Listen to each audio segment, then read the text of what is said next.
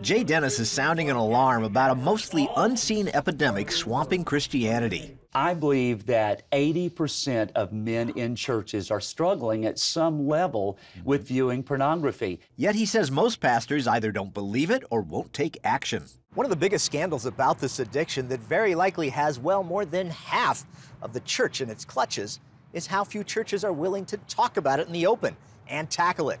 Trina Mewborn, director of counseling at Lakeland's First Baptist Church, says that inaction plays into the devil's plan to make believers feel isolated. Nobody in this church understands. Nobody struggles with this. Look at me. I am really a pervert, or I am really this deviant. Their church is meeting the struggle head-on with a helpful book series and a DVD featuring church members who were addicted or are in the fight against porn. I really feel like the thing that pornography does is it keeps you really locked, almost like a slave, in secret. I was scared and I was ashamed and I was fearful that if I ever told anyone what I was going through, that they would not understand, or they would think I was a freak of nature. But imagine if you had an entire church full of brothers or sisters who you could go to, confess to, get support from them. You hear, you know, this shouldn't be talked about in church, and it's exactly where it needs to be talked about. It needs to be brought to the light, because when it's brought to the light, it can be healed. You're not alone. This is a problem everywhere, every church. It's why Pastor Dennis wants to get at least 1 million Christian men to pledge at his Pink Elephant Resources website they'll live porn-free.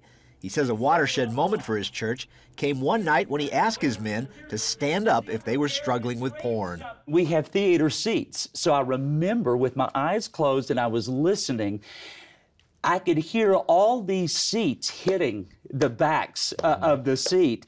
And I said, when I heard that, it sounded like chains were snapping. Dennis believes the public confession and recovery of those addicts and near addicts brought revival to his church.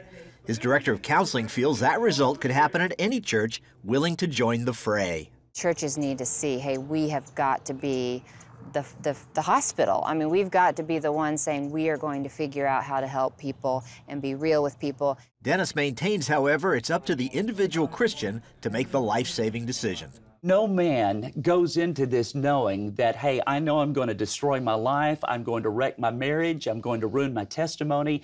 I don't think any Christian man goes into it like that, but that is the result of this. Greg Dyer's addiction followed him into his marriage. That was always a part of my life, pornography was.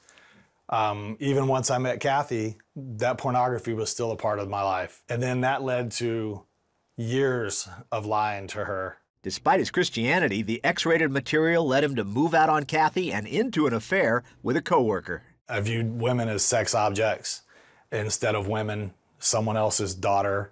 And so when the girl made herself available to me, it wasn't that big of a stretch. After 7 years of marriage, Kathy couldn't believe it when she found out about Greg's double life. It was very shocking for me.